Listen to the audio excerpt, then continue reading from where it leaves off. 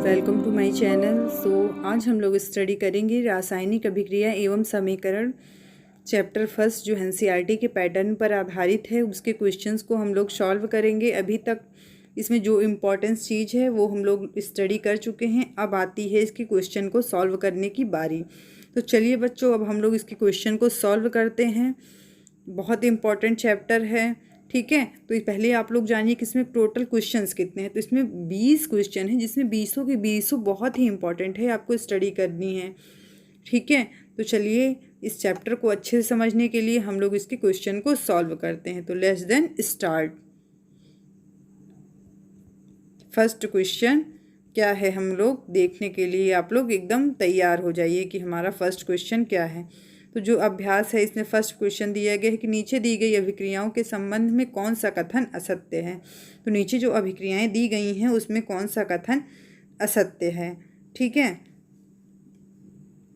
तो पहला क्वेश्चन अभिक्रिया है, जब लेड ऑक्साइड को कार्बन से अभिक्रिया कराई गई तो लेड अलग हो गया और कार्बन डाइऑक्साइड गैस निकली।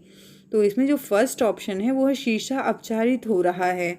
सेकंड है कार्बन डाइऑक्साइड उपचरित हो रही है। थर्ड है कार्बन उपचरित हो रहा है। लास्ट है लेड ऑक्साइड उपचरित हो रही है। तो आप लोग जानेंगे इसमें कौन सा कथन असत्य है, ठीक है। तो इसमें कौन सा कथन असत्य है हम लोग जानेंगे। तो इसमें असत्य जो कथन है वो है फर्स्ट, मतलब ए और बी है जो गलत है। शीशा अपचरित हो रहा है, ये गलत है। और सेकंड है कार्बन डाइऑक्साइड उपचरित हो रही है, ये भी गलत है। और इसमें सही ऑप्शन क्या है कि कार्बन अपचरित, ये दोनों ऑप्शन गलत है। इसमें सही ऑप्शन क्या है कि कार्बन उपचरित हो रहा है और लेड ऑक्साइड अपचरित हो रही है, ठीक है। तो ये यहाँ सही ऑप्शन है हम लोग का कि लेड ऑक्साइड अपचरित हो रही है। अब आप लोग जानेंगे कि लेड ऑक्साइड क्यों अपचरित हो रही है। तो अपचयन की परिभाषा में मैंने आपको पढ़ाया था, किसी पदार्थ में हाइड्रोजन की वृद्धि अथवा ऑक्सीजन का ह्रास जब होता है तो ऐसी अभिक्रिया को कहते हैं अपचयन अभिक्रिया। तो इस अभिक्रिया में कार्बन अपचरित हो रहा है, ठीक है। तो इसके लिए आपको सबसे पहले याद होना पड़ेगा कि अपचयन अभिक्रिया क्या है। तो उसी से आपको पता चलेगा कि यहाँ कार्बन अपचरित हो रहा है, ठीक है। आप लोग अभिक्रियाओं की परिभाषाएं सब याद कर लें। और सेकंड क्वेश्चन है अब हम लोग का,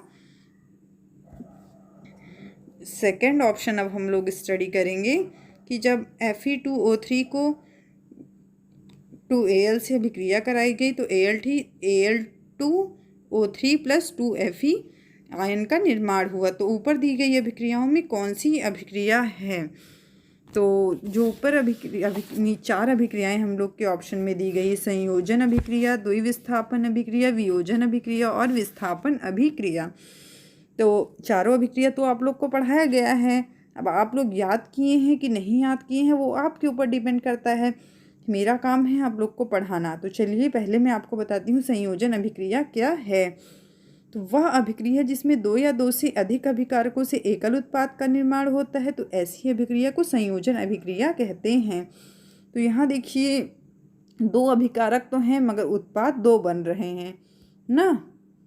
अभिकारक तो दो हैं हम लोग के ये, मगर उत्पाद दो बन रहे हैं, तो ये संयोजन अभिक्रिया नहीं है। अब द्विविस्थापन अभिक्रिया दिया गया है, इसके लिए आपको जानना पड़ेगा कि द्विविस्थापन अभिक्रिया क्या होती है। तो ऐसी अभिक्रिया जिसमें अभिकारकों के बीच आयनों का आदान प्रदान होता है, तो उसे द्विविस्थापन अभिक्रिया कहते हैं। तो इसमें तो आयन का आदान प्रदान नहीं हो रहा है, तो ये ऑप्शन भी हम लोग का गलत है। अब थर्ड है हम लोग का वियोजन अभिक्रिया।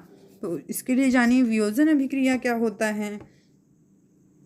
तो वियोजन अभिक्रिया में जब कोई पदार्थ किसी अभिक्रिया के बाद दो या दो से अधिक उत्पाद प्रदान करता है, जब कोई अभिक्रिया कराई जाती है एकल उत्पाद से तो दो या दो से अधिक उत्पाद प्रदान होता है, तो उसे कहते हैं वियोजन अभिक्रिया। तो भैया ये वाला ऑप्शन भी गलत है आपका।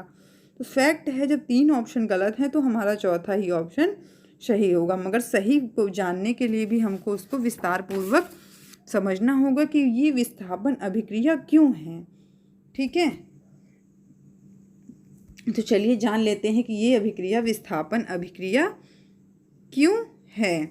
तो ऐसी अभिक्रिया जिसमें अधिक अभिक्रियाशील पदार्थ कम अभिक्रियाशील पदार्थ को उसके यौगिक से अलग करता है।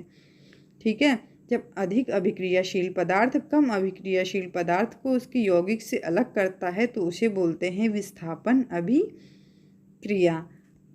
तो ये यहाँ फोर्थ ऑप्शन जो है हम लोग का वो सही है कि इसे बोलते हैं विस्थापन अभिक्रिया, क्योंकि यहाँ पर अधिक अभिक्रियाशील पदार्थ कम अभिक्रियाशील पदार्थ को उसके यौगिक से अलग कर रहे हैं, इसीलिए यह विस्थापन अभिक्रिया है। अब हम लोग आते हैं क्वेश्चन नंबर 3 की तरफ कि तीसरा क्वेश्चन हम लोग का क्या है।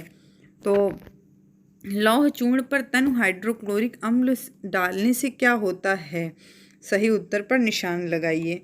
तो भैया जब लौह के चूर्ण पर तनु हाइड्रोक्लोरिक अम्ल डाला जाता है तो हम लोग का हाइड्रोजन गैस व आयन क्लोराइड बनता है। ये आप लोग को बहुत बार पढ़ाया गया है, जब चैप्टर पढ़ाया जा रहा था चैप्टर फर्स्ट तो ही पढ़ाया गया है। अब हम लोग आते हैं क्वेश्चन नंबर 4 की तरफ कि संतुलित रासायनिक समीकरण क्या है, संतुलित रासायनिक समीकरण को संतुलित करना क्यों आवश्यक है। तो चलिए जानते हैं पहले संतुलित रासायनिक समीकरण क्या है। तो वह समीकरण जिसमें दोनों पक्षों में प्रत्येक तत्व के परमाणुओं की संख्या बराबर होती है। जब रासायनिक समीकरण होता है तो दोनों पक्षों में तत्वों की संख्या बराबर होती है, तो ऐसी अभिक्रिया को ऐसे समीकरण को रासायनिक समीकरण कहते हैं। अब हम लोग जानेंगे रासायनिक समीकरण को संतुलित करना क्यों आवश्यक है। किसी रासायनिक समीकरण को संतुलित करना क्यों आवश्यक है अब हम लोग जानेंगे।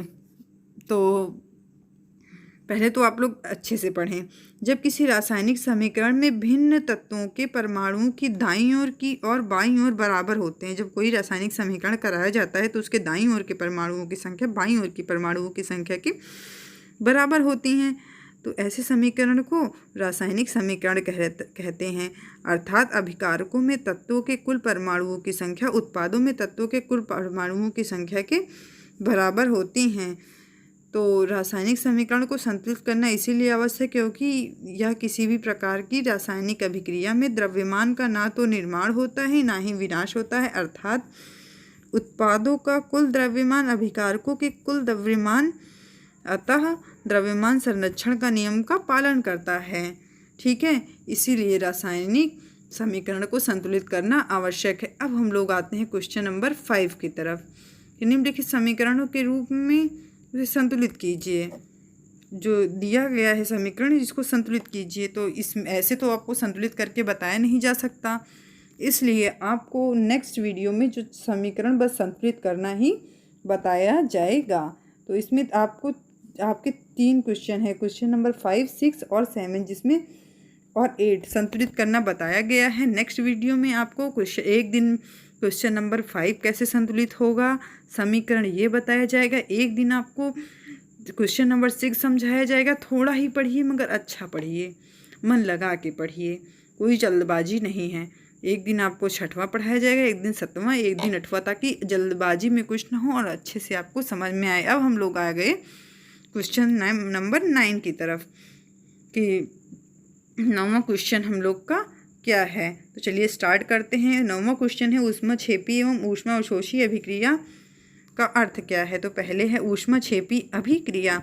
तो चलिए स्टार्ट करते हैं। जिन अभिक्रियाओं में उत्पादों के निर्माण के साथ साथ ऊर्जा का निर्माण भी होता है, तो अभिक्रिया में अभिकारक के साथ साथ उत्पाद का भी निर्माण होता है, तो ऐसी अभिक्रिया को ऊष्माक्षेपी अभिक्रिया कहते हैं।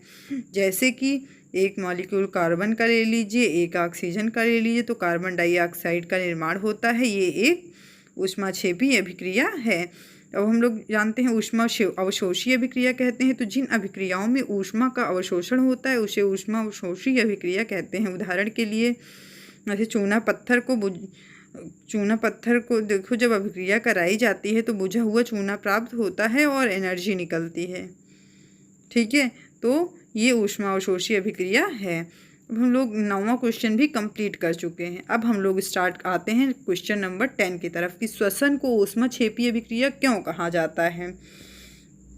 तो चलिए जान लेते हैं श्वसन को ऊष्माक्षेपी अभिक्रिया क्यों कहा जाता है। तो श्वसन को ऊष्माक्षेपी अभिक्रिया के लिए 2 कारणों से कहा जाता है। तो फर्स्ट ये है कि क्योंकि ग्लूकोज हमारी कोशिकाओं में उपस्थित ऑक्सीजन के संयोग से कार्बन डाइऑक्साइड और जल बनाता है, इसलिए भी श्वसन को ऊष्माक्षेपी अभिक्रिया कहा जाता है। और नेक्स्ट है कि इन अभिक्रियाओं में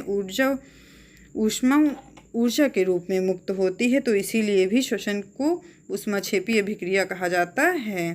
क्वेश्चन नंबर 11वां है, वियोजन अभिक्रिया को संयोजन अभिक्रिया के विपरीत क्यों कहा जाता है। तो चलिए जान लेते हैं कि वियोजन अभिक्रिया को संयोजन अभिक्रिया के विपरीत क्यों कहा जाता है। वियोजन अभिक्रिया में कोई अभिकारक 2 या 2 से अधिक उत्पादों में विघटित होता है। कोई अभिकारक जो होता है वो 2 या 2 से अधिक उत्पादों में विघटित होता है, तो ऐसी अभिक्रिया को वियोजन अभिक्रिया कहते हैं। ठीक है, तो अब हम लोग क्वेश्चन नंबर 11 तक पढ़ चुके हैं। 11 उम्मीद है कि ये आपको समझ में आया होगा। ठीक है, अब हम लोग क्वेश्चन नंबर 12 की तरफ बढ़ते हैं। चलिए पहले जाने कि क्वेश्चन नंबर 12 है क्या हम लोग का। तो उन वियोजन अभिक्रियाओं के एक एक समीकरण लिखिए जिसमें ऊर्जा प्रकाश एवं विद्युत के रूप में उत्पन्न होती है। तो इसमें तो भाई कुछ लिखा नहीं जा सकता, बस एक बताया जा सकता है कि ऊष्मा के द्वारा वियोजन किस प्रकार होता है। तो ऐसे तो बताने से कुछ फ़ायदा नहीं है, ये भी आपको नेक्स्ट वीडियो में बताया जाएगा। अब हम लोग आते हैं क्वेश्चन नंबर 13 की तरफ कि विस्थापन और द्विविस्थापन अभिक्रिया में अंतर क्या है। तो चलिए स्टार्ट करते हैं, विस्थापन और द्विविस्थापन अभिक्रिया में क्या अंतर है। तो फर्स्ट है, जान लीजिए विस्थापन। तो विस्थापन अभिक्रिया जब अधिक अभिक्रियाशील तत्व कम अभिक्रियाशील तत्वों को उनके यौगिक से विस्थापित कर देते हैं, तो ऐसी अभिक्रिया को बोलते हैं विस्थापन अभिक्रिया। फिर से सुनिए, जब अधिक अभिक्रियाशील तत्व कम अभिक्रियाशील तत्व को उनके यौगिक से विस्थापित कर देते हैं, तो उसे बोलते हैं विस्थापन अभिक्रिया। जैसे Zn को CuCl2 से अभिक्रिया कराई जाएगी तो ZnCl2 अलग हो जाता है और Cu अलग हो जाता है, तो इसे विस्थापन अभिक्रिया कहते हैं। ये यूपी बोर्ड में आए हुए क्वेश्चन है, इसलिए इसको ध्यान से पढ़िए। और अब हम लोग जानेंगे द्विविस्थापन अभिक्रिया क्या होती है। द्विविस्थापन अभिक्रिया में अभिकारकों के बीच आयनों का आदान प्रदान होता है। तो द्विविस्थापन अभिक्रिया है, इसमें अभिकारक के बीच आदान प्रदान होता है, तो उसे बोलते हैं द्विविस्थापन अभिक्रिया। अब हम लोग टोटल 13 क्वेश्चन पढ़ चुके हैं। उम्मीद है कि आपको सब समझ में आ रहा होगा। अब हम लोग चलते हैं क्वेश्चन नंबर 14 की तरफ कि सिल्वर के शोधन में सिल्वर नाइट्रेट के विलयन से सिल्वर प्राप्त करने के लिए कॉपर धातु द्वारा विस्थापन किया जाता है। इस प्रकार की अभिक्रिया लिखिए। तो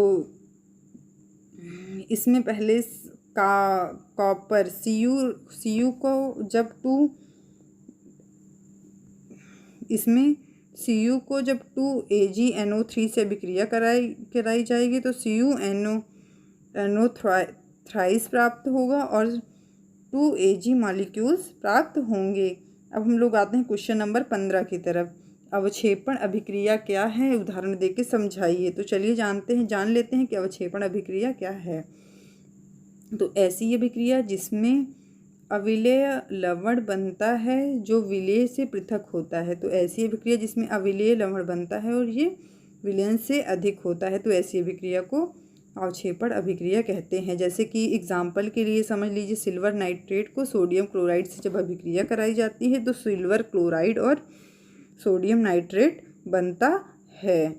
ठीक है, तो ये हम लोग पढ़ लिए क्वेश्चन नंबर 15 अवक्षेपण क्या है। तो अब फिर से जान लीजिए कि ऐसी अभिक्रिया जिसमें अविलेय लवण बनता है जो विलेय से पृथक होता है, तो ऐसी अभिक्रिया को अवक्षेपण अभिक्रिया कहते हैं। क्वेश्चन नंबर 16 है, ऑक्सीजन के योग या ह्रास के आधार पर निम्न पदों की व्याख्या कीजिए। प्रत्येक के लिए 2 उदाहरण। चलिए जानिए उपचयन और अपचयन क्या है। तो उपचयन में ऑक्सीकरण का योग और हाइड्रोजन का ह्रास होता है। ये आपको पहले ही बताया गया है कि उपचयन में ऑक्सीकरण का योग और हाइड्रोजन का ह्रास होता है। ठीक है, तो यही यहाँ मेन टॉपिक है हम लोग का। अब हम लोग आए गए क्वेश्चन नंबर 17। हम लोग का चैप्टर ख़त्म होने वाला है, इसलिए बोर मत होइए, अच्छे से पढ़िए। क्वेश्चन नंबर 17 क्या है, तो एक भूरे रंग का चमकदार तत्व एक्स को वायु की उपस्थिति में गर्म करने पर वह काले रंग का हो जाता है, तो एक्स उस काले रंग के यौगिक का नाम बताइए। तो यह चमकदार तत्व आंसर जानिए। यह चमकदार तत्व एक्स कॉपर धातु है। ये जो चमकदार तत्व इसमें बताया गया है वो एक कॉपर धातु है। जब इसे वायु की उपस्थिति में गर्म किया जाता है तो ये अपचारित होकर काले रंग का कॉपर ऑक्साइड बनाती है। कुल मिला के जो एक्स तत्व बताया गया है वो कॉपर धातु है। जब इसमें वायु की उपस्थिति में इसको गर्म किया जाता है तो यह अपचारित होकर काले रंग का कॉपर ऑक्साइड का निर्माण करती है। ठीक है, तो ये हम लोग का क्वेश्चन नंबर 17 कंप्लीट हो गया। अब हम लोग चैप्टर की समाप्ति की ओर आगे बढ़ रहे हैं। अब क्वेश्चन नंबर 18 है, लोहे की वस्तु को हम पेंट क्यों करते हैं। तो ये तो सबको आता होगा, मगर फिर से एक बार समझ लीजिए। लोहे की वस्तु हवा एवं आर्द्रता के संपर्क में आकर संरक्षित हो जाती है तथा पेंट करने पर लोहे की सतह हवा की नमी मतलब आर्द्रता के प्रत्यक्ष संपर्क में नहीं रहती, जिसके कारण संरक्षण नहीं हो पाता। तो ऐसे इसीलिए उसको पेंट करा जाता है। जैसे आर्द्रता की कमी हो गई तो उसमें जंग लग जाता है, फिर जब वो पेंट रहता है तो उसमें जंग नहीं लगता है। तो हम लोग का क्वेश्चन नंबर 18 भी ख़त्म हो गया। अब हम लोग 19 की तरफ चलते हैं कि तेल एवं वसा युक्त खाद्य पदार्थों को नाइट्रोजन से प्रभावित क्यों किया जाता है। तो तेल एवं वसा युक्त खाद्य पदार्थों को नाइट्रोजन से इसलिए प्रभावित किया जाता है क्योंकि इन पदार्थों का गंध एवं स्वाद उपचरित होने के कारण बदल जाता है। नाइट्रोजन एक प्रतिऑक्सी कारक है। ठीक है, इन पदार्थों को उपचरित होने से बचाता है नाइट्रोजन। अतः तेल एवं वसा युक्त खाद्य पदार्थों को विकृति गंधिका नहीं हो पाती। तो इस तरह वसा युक्त पदार्थ जैसे चिप्स खराब नहीं होती है। तो यही है इसका आंसर। अब हम लोग लास्ट क्वेश्चन पहुंच गए हैं। निम्नलिखित पदों का वर्णन कीजिए तथा प्रत्येक का एक एक उदाहरण दीजिए। संक्षारण, तो जानिए संक्षारण होता क्या है। तो जब कोई धातु वायुमंडल में उपस्थित आर्द्रता एवं अम्ल के संपर्क में आती है, जब कोई धातु वायुमंडल में उपस्थित आर्द्रता एवं अम्ल के संपर्क में आती है तो उसकी सतह पर एक परत चढ़ जाती है। इस प्रक्रिया को संरक्षण कहते हैं। जब लोहे का संरक्षण होता है तो उसमें जंग लग जाता है। संक्षारण, जब कोई धातु वायुमंडल में उपस्थित आर्द्रता एवं अम्ल के संपर्क में आती है तो उसकी सतह पर एक परत चढ़ जाती है। इस प्रक्रिया को संक्षारण कहते हैं। जब लोहे का संक्षारण होता है तो उसमें जंग लग जाता है। ठीक है, अब इसका उदाहरण जानेंगे संक्षारण का। जब सिल्वर मतलब चांदी के ऊपर सिल्वर की एक काली परत चढ़ाई जाती है तो कॉपर के ऊपर हरे रंग का कॉपर बोरेट की परत चढ़ा हुआ एक लोहा प्राप्त होता है।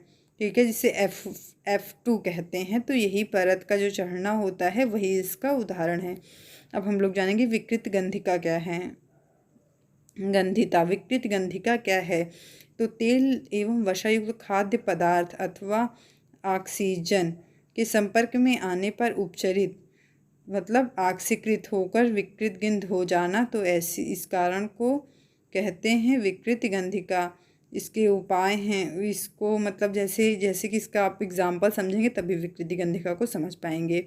तो चिप्स की थैली लंबे समय के बाद उपचरित होकर विकृत गंधित हो जाती है और मक्खन को कमरे के तापमान पर लंबे समय तक रखने पर इसका स्वाद खट्टा हो जाता है तथा खराब गंध आने लग जाती है क्योंकि यह उपचरित नहीं होता। यही है विकृत गंधिता का उदाहरण। तो बच्चों, आज हम लोगों ने फाइनली फर्स्ट चैप्टर कंप्लीट कर लिया है। बस यही 3 क्वेश्चन की 4 क्वेश्चंस बचे हैं कि जैसे कि समीकरण को संतुलित करना, वो भी इसमें पॉसिबल नहीं हो पाया है, इसलिए नेक्स्ट वीडियो में आप लोग को बताया जाएगा।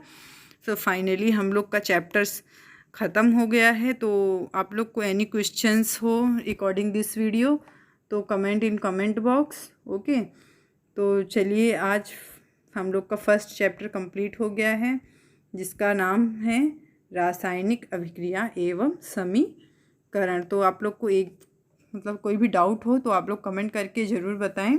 नेक्स्ट वीडियो में समीकरण को कैसे सॉल्व किया जाता है ये आप लोग को बताया जाएगा। Thanks for watching.